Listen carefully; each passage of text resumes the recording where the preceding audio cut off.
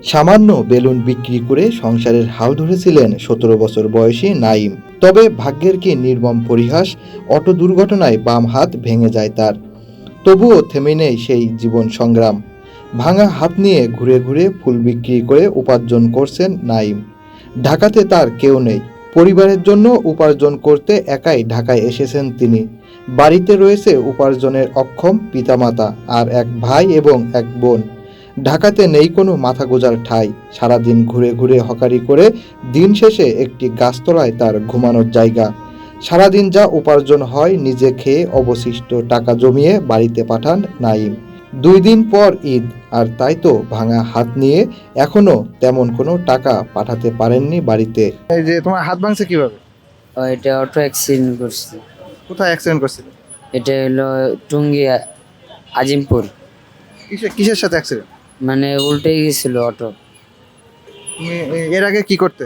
এর আগে balloon বেচতাম। Balloon বেচতে? হুম। তোমার পরিবারে কে কে আছে?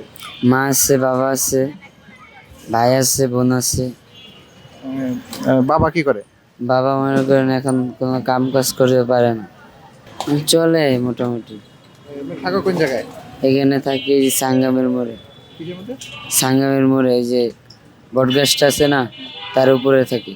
মানে কোনো বাড়ি নেই? না, এখানে তুমি যেটা দেশে। আয় করো সেটা দিয়ে কি করো? সেটা বাড়িতে পাঠাই। অন্বেষণের পক্ষ থেকে তাকে ঈদের একটি উপহারের প্যাকেট প্রদান করা হয়, যেখানে অন্বেষণের প্রতিষ্ঠাতা সভাপতি লিমিয়া দেওয়ানের পক্ষ থেকে ঈদের সমস্ত বাজার সামগ্রী রয়েছে। দর্শক, এতক্ষণ যাকে দেখছিলেন তার ছেলেটির নাম নাইব। তার বয়স হবে ১৭ বছর। সে বেলুন বিক্রি করে উপার্জন করত। তবে দুর্ভাগ্যজনকভাবে ইজি বাইক অ্যাক্সিডেন্ট করে তার যে বাম হাত আছে, বাম হাতটা ভেঙে যায়। তবুও তার উপার্জন থেমে নেই। সে এখন ফুলের মালা তৈরি করে ঘুরে ঘুরে সেই ফুলের মালা বিক্রি করে উপার্জন করছে। একদিন পরেই ঈদ, তার বাড়িতে টাকা পাঠাতে হবে। বাড়িতে রয়েছে বাবা, মা, ভাই, বোন। বৃদ্ধ বাবার উপার্জন করার সেই সক্ষমতা আর নেই। তবে জীবন যুদ্ধ চালিয়ে যাচ্ছে মাত্র ১৭ বছর বয়সী এই নাইম।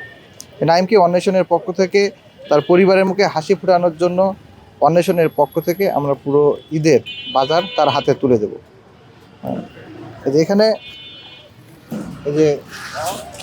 এখানে তোমার পুরো ঈদের সমস্ত বাজার আছে, সব কিছু এখানে আছে। তোমার হাত তো ভাঙা, তুমি নিতে পারবে না। নিয়ে যাওয়া কেমন? হ্যাঁ।